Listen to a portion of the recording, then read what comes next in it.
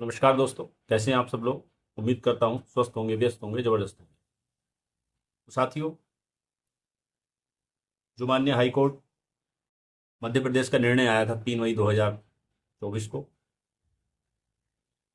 और जिसका जो बेस था उस निर्णय का, वो बेस था 8 अप्रैल 2024 का माननीय सुप्रीम कोर्ट का निर्णय, जिसमें उन्होंने बीएड को राहत देते हुए ये कहा कि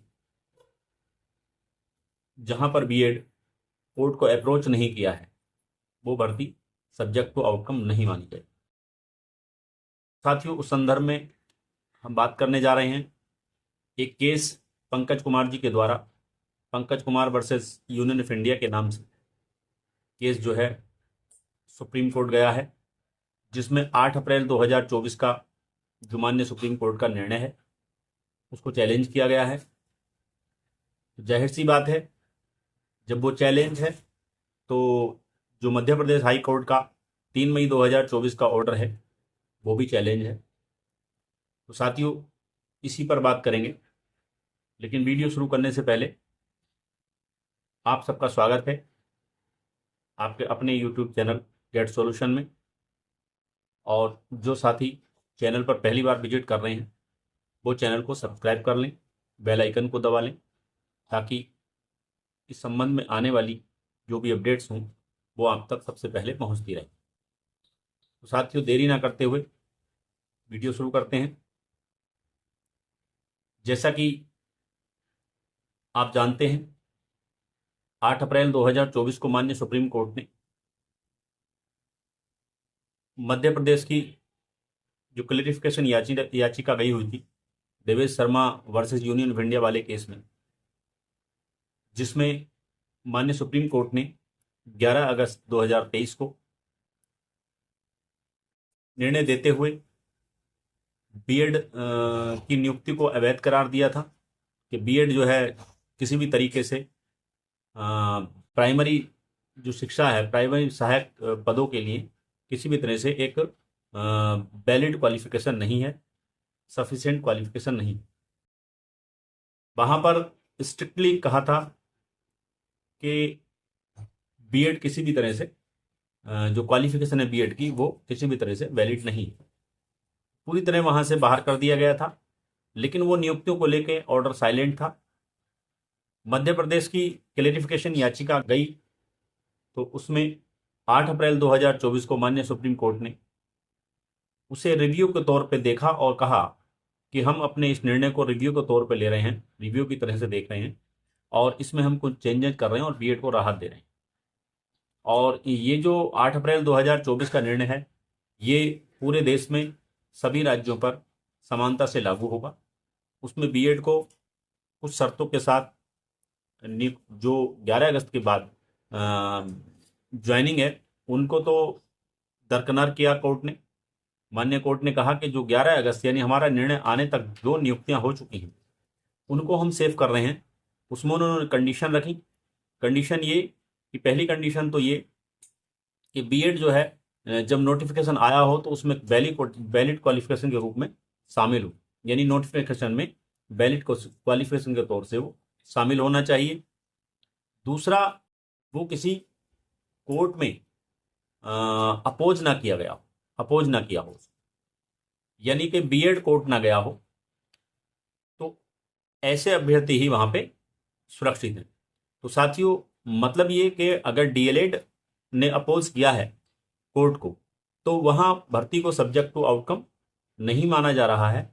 और इसी के आलोक में मध्य प्रदेश हाई कोर्ट ने अपना निर्णय देते हुए वहां बीएड धारियों को सेव किया और उनकी नौकरी को सुरक्षित किया।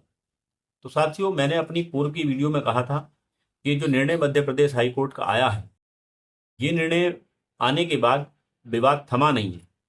मैंने एक शब्द यूज किया था कि अभी पिक्चर बाकी है। तो और मैंने ये भी कहा था कि ये मामला सुप्रीम कोर्ट फिर जाएगा, फिर से ये जाएगा और फिर इस पर चीज़ें क्लियर होंगी। साथियों, क्योंकि आप जानते हैं कि आर्टिकल 14A समानता का अधिकार देता है। तो जाहिर सी बात है, जब आप कह रहे हैं कि वो भर्ती सब्जेक्ट टू आउटकम नहीं मानी जाएगी जहां पर डीएलएड ने या डीएड ने कोर्ट को अपोज किया है, यानी कोर्ट गया है डीएलएड, तो आप उनसे उनका अधिकार छीन ले रहे हैं कोर्ट जाने का, कि भाई आप तो कोर्ट आ ही नहीं सकते। अगर सरकार ने नोटिफिकेशन में शामिल कर लिया है बीएड को तो जाहिर सी बात है वो ठीक है। अब जब बीएड बीएड अगर नोटिफिकेशन में शामिल होगा तो सब जाहिर सी बात है कि वो कोर्ट क्यों जाएगा, कोर्ट तो फिर डीएलएड जाएगा, भाई दूसरा पक्ष जाएगा। अब दूसरे पक्ष को आपने कह दिया कि जी आप तो कोर्ट जाएंगे, तो आपके द्वारा अगर सब्जेक्ट टू आउटकम भर्ती हुई है तो वो सब्जेक्ट टू आउटकम नहीं मानी जाएगी। तो ऐसे में जो है आप 14A के तहत जो अधिकार सबको समानता का है उसमें आप डीएलएड से कोर्ट जाने का हक छीन रहे हैं।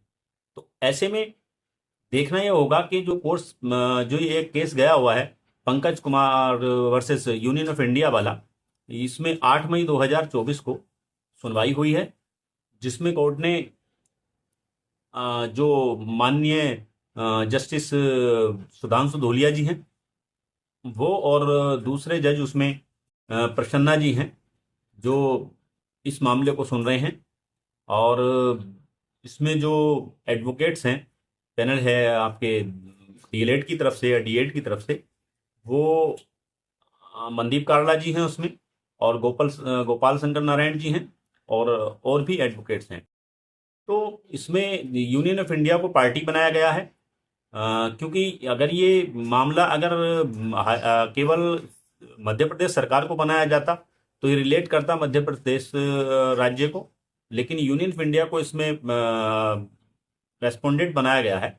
तो ऐसे में ये चीज़ है कि जो भी चीज़ें होंगी वो पूरे भारत में सभी राज्यों पर समानता से लागू होंगी। तो इसमें ये एक संदेह डीएड को बना हुआ है, क्योंकि वहाँ पर एक शब्द 8 अप्रैल 2024 के निर्णय में माननीय सुप्रीम कोर्ट ने जो शब्द इस्तेमाल किया है इंस्टीट्यूट ऑफ देम, यानी कि वहाँ पे ये कहने की कोशिश की है कि जहाँ पर बीएड ने अपोज किया है वही भर्ती सब्जेक्ट टू आउटकम मानी जाए। ऐसे में ये संदेह बना हुआ है। तो अभी ये केस गया है, एक ही सुनवाई हुई है 8 मई 2024 को, जिसमें कोर्ट ऑर्डर पास किया माननीय सुप्रीम कोर्ट ने, और उसमें जो है ज़्यादा कुछ नहीं हुआ है उस दिन। और अब ये 29 जुलाई के लिए केस लिस्टेड है, तो देखते हैं 29 जुलाई की सुनवाई में क्या चीज़ें निकल के आती हैं और माननीय सुप्रीम कोर्ट किस तरह से इस मामले को लेते हैं। तो इसी के साथ जो भी आगे अपडेट्स इस मामले में आएगी हम लेकर के फिर आपके बीच हाजिर होंगे। तब तक के लिए धन्यवाद, नमस्कार।